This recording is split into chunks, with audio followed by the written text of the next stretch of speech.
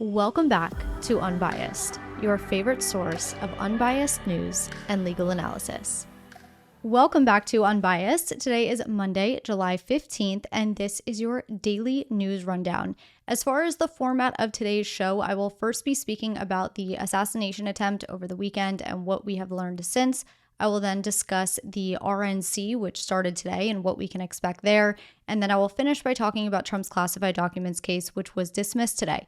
Very Trump-focused in this episode, just given recent events. And also, right as I hit record on this episode, Trump picked Vance as his VP. Trump posted to Truth Social, "After lengthy deliberation and thought, and considering the tremendous talents of many others, I have decided that the person best suited to assume the position of Vice President of the United States is Senator J.D. Vance of the great state of Ohio. J.D. honorably served our country in the Marine Corps, graduated from Ohio State University in 2 years, summa cum laude, and is a Yale Law School graduate, where he was editor of the Yale Law Journal and president of the Yale Law Veterans Association. JD's book became a major bestseller and movie, and it championed the hardworking men and women of our country. JD has had a very successful business career in technology and finance, and now, during the campaign, will be strongly focused on the people he fought so brilliantly for, the American workers and farmers in Pennsylvania, Michigan, Wisconsin, Ohio, Minnesota, and far beyond." End quote. Now, because that news just came out, I will not be discussing it any further. Haven't had time to write out a thoughtful report. So tomorrow's episode, I will discuss J.D. Vance, who he is, what his policies are, and what this pick means for the election. And without further ado, we can get into today's stories. As I'm sure we all know at this point, over the weekend, there was an attempted assassination on former President Trump. I do want to note before I get into all of the details that given the circumstances of the situation, given the open investigations, we're constantly learning new things, developments are happening, things are changing. Just know that what I'm about to say is what I know as of 3 p.m. Eastern Time today, Monday, July 15th. So Trump took the stage in Butler, Pennsylvania at 6:03 p.m. His speech started about 2 minutes later, and at this same time is when witnesses started seeing this man bear crawling on a nearby roof strapped with a rifle. New video footage actually came out today, which gives us a little more insight as to how the shooter was able to get onto the roof. The roof, or where the shooter was only about 400 feet from Trump's stage. It appears that the shooter was able to hop onto different structures, ultimately getting access to the roof. So he first hopped onto this shorter structure, then from there, a slightly taller structure, and from there onto the roof. Also, reports came out today saying that the building that the shooter was on top of was actually the building that local law enforcement was conducting their rally oversight from. But anyway, these witnesses who saw the shooter climbing the roof alerted the police, and an armed officer attempted to check the roof. But once he had both of his hands on the roof, he was going to prop himself up there. The shooter apparently turned towards the officer, pointed his rifle at him. That's when the officer let go and dropped down. We don't know exactly what time that took place, but we can guess it was around 6:10, because very soon thereafter is when the shooter turned his rifle back toward the rally and started shooting, probably because he knew he was seen. And we know that the first 3 shots were fired at 6:11 p.m., 8 minutes after Trump took the stage, about 6 minutes after Trump started talking. So again, we can anticipate that the officer spotted that shooter on the roof at about 6:10.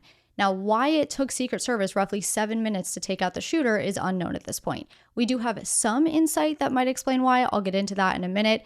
But we do know from witness video footage that Secret Service snipers had their sights on the shooter before he started shooting. We also know at this point that Secret Service did not sweep the building where the shooter was perched. It tasked local law enforcement with security in that area. So right after the first and second shots rang out, and as that third shot was being fired, that's when Trump grabbed his ear. He looked at his hand, he saw the blood, and immediately got on the ground. You can then hear Secret Service yelling, "Get down, get down." They jump on Trump, and they're on the ground until you hear Secret Service say, "Gunman is down." And then that's when they're saying, "Move, move." And that's when Trump gets up. That historic photo was taken of his fist in the air, and he is escorted to his car. The gunman ultimately went down after firing 8 shots, which killed 1 and critically injured 2 others. The man that was tragically killed was 50-year-old Corey Comparator. He was a husband, he was a dad, and he was a brother. He died covering his wife and his daughter from the gunfire. The two that were critically injured were 57-year-old David Dutch and 74-year-old James Copenhaver. Both are still in the hospital. However, their conditions have been upgraded from critical to stable. The shooter was identified roughly 7 hours after the shooting at 1:34 a.m. Eastern Time. 20-year-old Thomas Matthew Crooks of Bethel Park, Pennsylvania. We've learned a lot about the shooter in the last few days, though the one thing that we don't have much clarity on is his motive, and that is obviously what a lot of people are wondering. We know that he was a little bit of a loner in high school. Kids that he went to high school with that have been interviewed said he would often sit alone at school. He was bullied a lot because of the hunting clothes that he wore. One classmate said Crooks tried out for the school's rifle team, but was rejected because of his bad shot and off-color jokes. A third classmate said Crooks was shy, but very smart. That classmate said that he had a group of friends that were fairly conservative, some of whom wore Trump hats.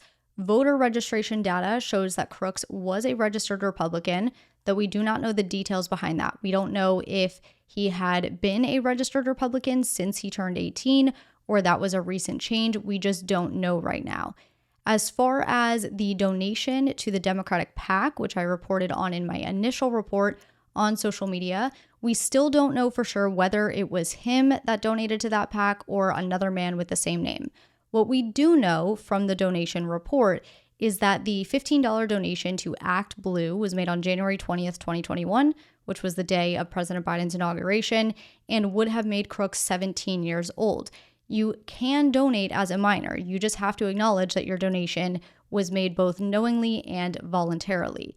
We know that the name on the donation is Thomas Crooks.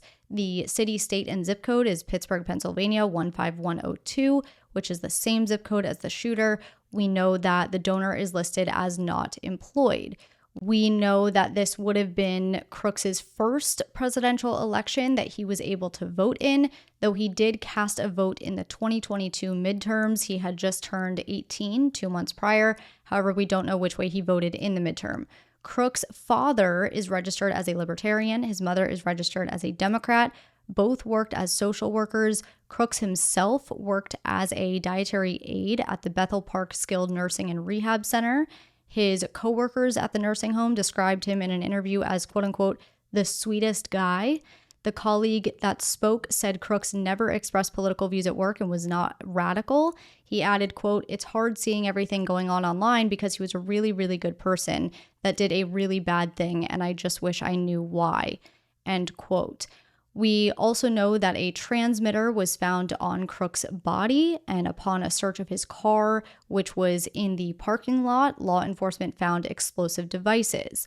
The AR rifle that was used in the shooting was purchased by Crooks' dad. However, at this time, the FBI has said that it appears Crooks acted alone, meaning his dad did not have any involvement other than owning the gun that was used. So that's what I have for you about the actual events that took place. As far as statements go, we'll go in chronological order. Roughly an hour and a half after the shooting, President Biden released an initial statement that read, quote, I have been briefed on the shooting at Donald Trump's rally in Pennsylvania. I'm grateful to hear that he's safe and doing well. I am praying for him and his family and for all those who were at the rally as we await further information. Jill and I are grateful to the Secret Service for getting him to safety. There is no place for this kind of violence in America. We must unite as one nation to condemn it, end quote. He then spoke from the Roosevelt Room in the White House on Sunday for roughly 3 minutes, and then later Sunday night spoke for about 10 minutes from the Oval Office. As for Trump, he released his first statement roughly 2.5 hours after the shooting. He wrote on Truth Social, quote, I want to thank the United States Secret Service and all of law enforcement for their rapid response on the shooting that just took place in Butler, Pennsylvania. Most importantly, I want to extend my condolences to the family of the person at the rally who was killed, and also to the family of another person that was badly injured. It is incredible that such an act can take place in our country. Nothing is known at this time about the shooter, who is now dead. I was shot with a bullet that pierced the upper part of my right ear. I knew immediately that something was wrong in that I heard a whizzing sound, shots, and immediately felt the bullet ripping through the skin. Much bleeding took place, so I realized then what was happening. God bless America." End quote. The next morning, he added, quote, "Thank you to everyone for your thoughts and prayers yesterday, as it was God alone who prevented the unthinkable from happening. We will fear not, but instead remain resilient in our faith and defiant in the face of wickedness. Our love goes out to the other victims and their families. We pray for the recovery of those who were wounded and hold in our hearts the memory of the citizen who was so horribly killed. In this moment, it is more important than ever that we stand united and show our true character as Americans, remaining strong and determined and not allowing evil to win. I truly love our country and love you all and look forward to speaking to our great nation this week from Wisconsin." End quote. And then this morning, most recently, we got a statement from the Secret Service director. That statement says in part, quote, "The Secret Service is working with all involved federal, state, and local agencies to understand what happened, how it happened, and how we can prevent an incident like this from ever taking place again. We understand the importance of the independent review announced by President Biden yesterday and will participate fully. We will also work with the appropriate congressional committees on any oversight action." End quote. I do have that full statement linked for you in the sources if you're interested, because I did only read you a snippet. Now, in the interest of time, let's move on to the Q&A. Hopefully, I'll answer any questions I've left unanswered. I did narrow these questions down to 5 because I covered a lot in my report, and also because, with daily episodes, I just don't have a ton of time. First question, any news on the shooter's motivation? Unfortunately, no. As of noon today, the latest update was that investigators had done about 70% of their analysis with Crook's cell phone. So far, they had not come across anything that indicates why he did what he did. Investigators will also be looking into his laptop, but so far from what we're hearing, he had a very small digital footprint, almost non-existent. I will say this though, a lack of social media does not necessarily mean they're not going to find clues in his search history, because obviously search history is unrelated to social media presence. Also, Crook's own parents said that he did not seem to have any political leanings, so they have no idea where this is coming from. That's also in line with what his former classmates said, what his coworkers said. I'm sure most people are assuming the motive is purely political because of who the target was, but we also have to remember that there are sick people out there that do things for reasons that we maybe can't relate to. John Hinckley, just as an example, attempted to assassinate Ronald Reagan because, as he said, despite thinking Reagan was a nice man and a good president, he was motivated by delusional obsession and wanted to impress Jodie Foster, the actress. So we just don't know what his motive was. Second question, how much will the assassination attempt impact the election? In a way, this is like Trump's hush money conviction, but obviously on a much greater level. After the hush money conviction, we saw a lot of people, mostly on the Republican side, really rally around Trump. And what happened over the weekend is obviously a much, much bigger situation. So in some ways, it could help his campaign because more people will rally around him. It'll likely also have an impact on the way he runs, maybe even the way that Biden runs. The Biden campaign has actually already pulled their ads, not to say they won't resume them, but for the time being, they've pulled their ads. Biden has now spoken twice about unity. Trump has spoken about unity. Trump says he'll be switching his RNC speech to focus more on unity. So it may impact the tone of the election. Outside of the candidates themselves, though, we're likely going to see very, very intense security. I know the RNC said they're not switching up their security strategy, but I would imagine we see a much more secure landscape going forward, especially at the inauguration, whoever that ends up being. But other than those things, it's hard to predict what kind of changes we'll actually see. That's something that only time will tell. Next question. From what I understand, Obama extended former President Secret Service protections, but Biden denied the same or limited protections for Trump. Can you share more on this? So the president is not the one that determines the level of Secret Service protections that a former president receives. In fact, all former presidents receive Secret Service protection, and that is set forth in the Former President's Protection Act. They get lifetime Secret Service protection. The Secretary of Homeland Security is the one that authorizes the protection of those that are entitled to it, not the president. And Trump actually had more protection than most former presidents because he's the presumptive Republican nominee. I also saw something similar on X that said Biden had limited Trump's Secret Service to a 10-man team.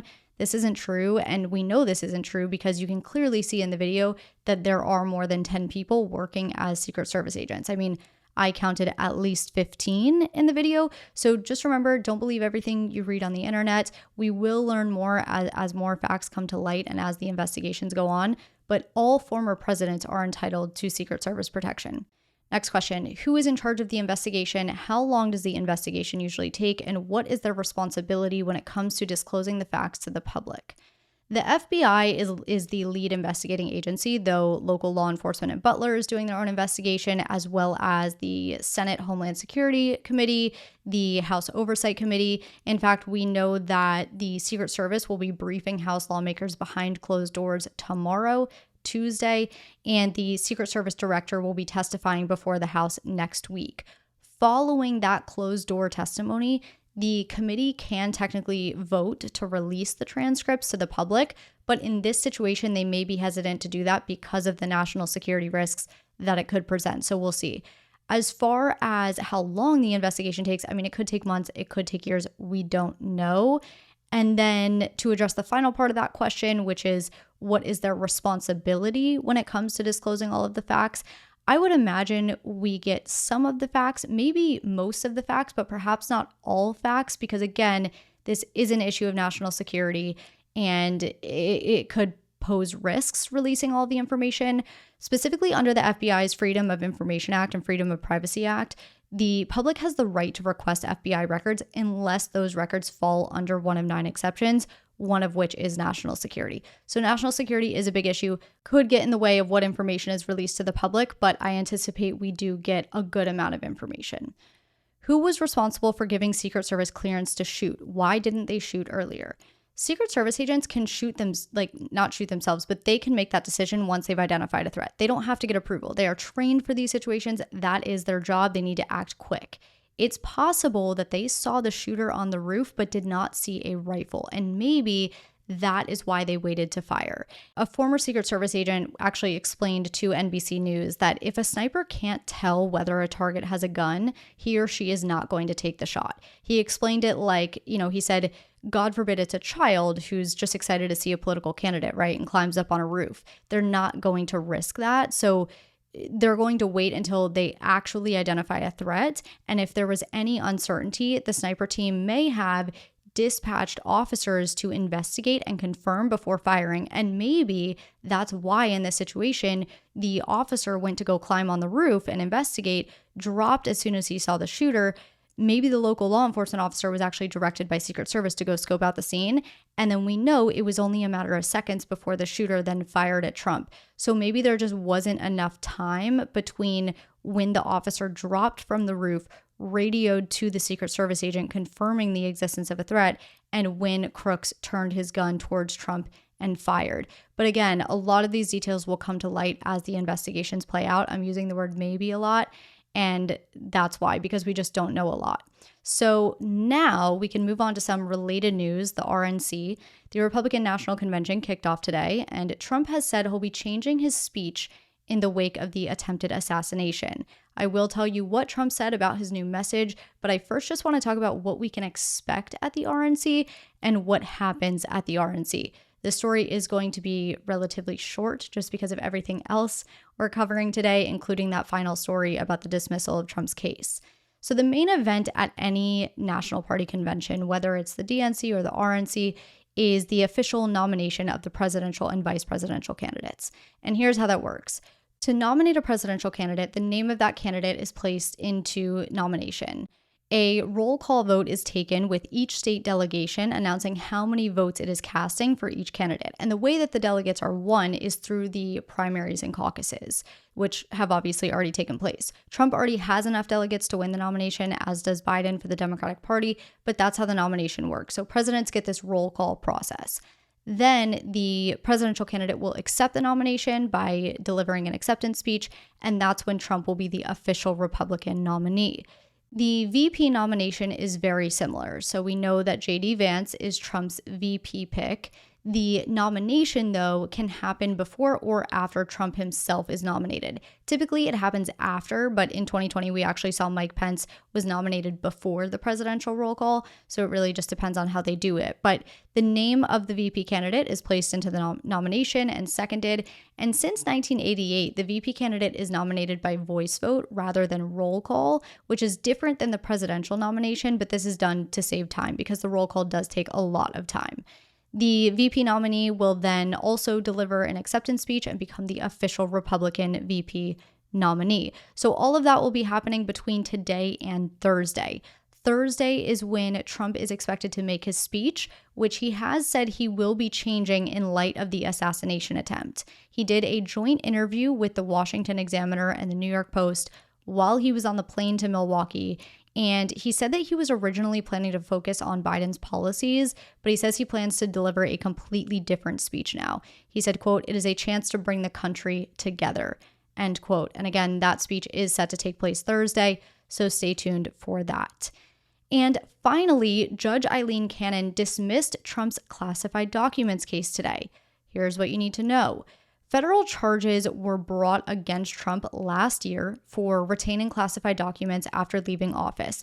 This is probably something you're familiar with, but if not, let's run through it a little bit. The charges were brought by special counsel Jack Smith, who was appointed by Attorney General Merrick Garland. And the role of a special counsel is to investigate and prosecute cases within their jurisdiction. And that is according to the Code of Federal Regulations. Special counsel have the full power and authority as any United States attorney, but they are appointed by the Attorney General to act as this independent investigator and prosecutor. And we saw a similar situation when Attorney General Garland appointed special counsel Robert Hur to look into Biden's handling of classified documents. So last year, Mar-a-Lago gets raided. You probably remember that big search with the FBI. Boxes and boxes of documents are taken, and ultimately, Jack Smith brings 40 charges against Trump. 32 counts of willful retention of national defense information, 1 count of conspiracy to obstruct justice, 1 count of withholding a document or record, 1 count of corruptly concealing a document or record, 1 count of concealing a document in a federal investigation, 1 count of scheming to conceal, 1 count of false statements and representations, 1 count of altering, destroying, mutilating, or concealing an object, and 1 count of that same charge, but doing so corruptly. So 40 charges. Proceedings have been happening since then, since the indictment was returned. But for the sake of time, for the sake of this story, I'm only going to be talking about the most recent update, which is the dismissal. So Trump's attorneys had filed a motion to dismiss, arguing that under the Appointments Clause of the Constitution, the appointment of special counsel Jack Smith was unconstitutional. What the Appointments Clause says is that the president does all appointing subject to the advice and consent of the Senate. However, Congress can vest the appointment of what are called inferior officers in the president, the courts of law, or in the heads of departments. So the judge agreed with the special counsel in that he is an inferior officer, not a principal officer, and therefore the head of the Department of Justice could appoint him. But Trump argued that even accepting the position that Jack Smith qualifies as an inferior officer, the appointment order, which appointed him as special counsel in this case, never cited to any statute that actually vests the Attorney General with the authority to appoint a special counsel, which Trump's attorneys said is required by the Constitution. And Judge Cannon agreed that the Appointments Clause requires Congress to vest the authority to appoint inferior officers to either the president, courts of law, or heads of departments. And to do this, Congress has to enact specific laws. By enacting laws, that's how Congress vests authority. Without laws, authority is not vested. So basically, the judge said the question she had to answer was whether there is a statute in the U.S. Code that authorizes the appointment of special counsel Smith or honestly, special counsels just generally by the Attorney General. And today she answered that question in the negative, which means that according to her ruling, Congress never officially vested the authority with the Attorney General to appoint special counsel. Judge Cannon writes, quote, "The bottom line is this. The Appointments Clause is a critical constitutional restriction stemming from the separation of powers, and it gives to Congress a considered role in determining the propriety of vesting appointment power for inferior officers.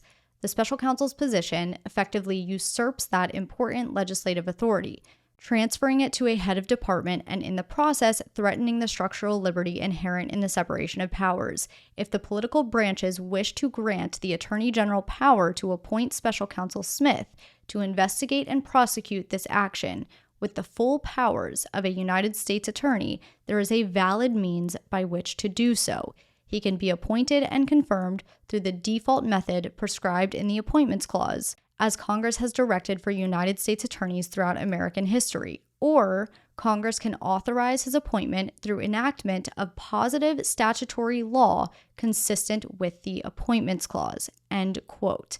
In other words, yes, the Constitution gave Congress the authority to vest the appointment of inferior officers to heads of departments, such as Attorney General Garland, but Congress never formally vested that authority by enacting a statute, and therefore the appointment of Special Counsel Jack Smith was unlawful.